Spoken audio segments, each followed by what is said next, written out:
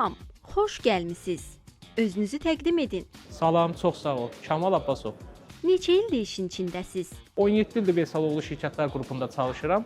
Son 2 ildə Tərəvəz Departament müdiri vəzifəsində çalışıram. Tərəvəz Satın Alma Departamentinin gündəlik iş prinsipi nədən ibarətdir? Bizim gündəlik iş prinsipimiz gündəlik mağazalardan ehtiyac meyarı qədər tərəvəz məhsullarının alışı, qəbulu və onların mağazalara çatdırılması və satışının təşkili üçün lazımi dəstəyin verilməsinə ibarətdir. Tədarükçülərlə əməkdaşlıq zamanı ən vacib prinsiplər hansılardır? Çalışdığımız segment dinamik bir bazar olduğu üçün tədarükçülərlə maksimum sağlam rəqabət mühiti yaratmağa çalışırıq. İşimizin əsas prinsipi sağlam rəqabət və dayanıqlı tədarükçülərlə işimizin təşkilidir. Deyilənə görə Araz yerli fermerlərlə əməkdaşlığa üstünlük verir. Bizə bu barədə bir qədər danışa bilərsinizmi?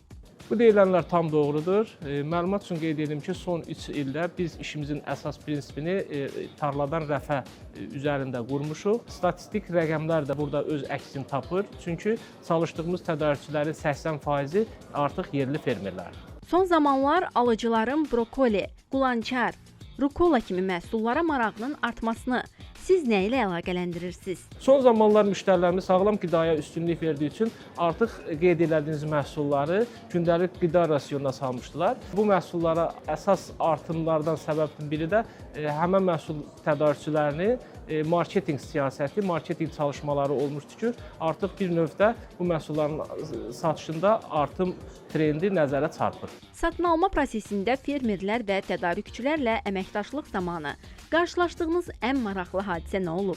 İş prosesimizdə hər gün demək olar ki, müxtəlif hadisələrlə rastlaşırıq.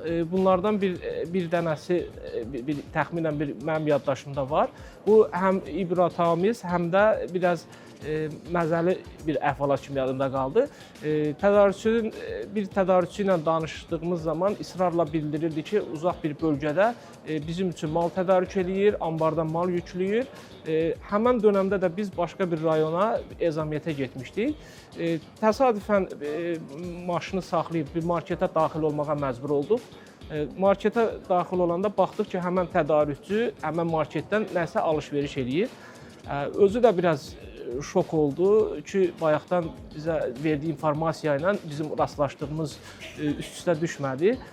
Biraz da heyrətamiz oldu ki, yəni bu boyda Azərbaycanda, bu qədər şəhərdə 2 nəfərin gedib ucqar bir rayonun marketində rastlaşmağı bir ibrətamiz bir hadisə də oldu ki, insan gərək verdiyi sözü, etdiyi əməllə üst-üstə düşsün. Ona görə də belə bir hadisəyə biz rastlaşmışdıq.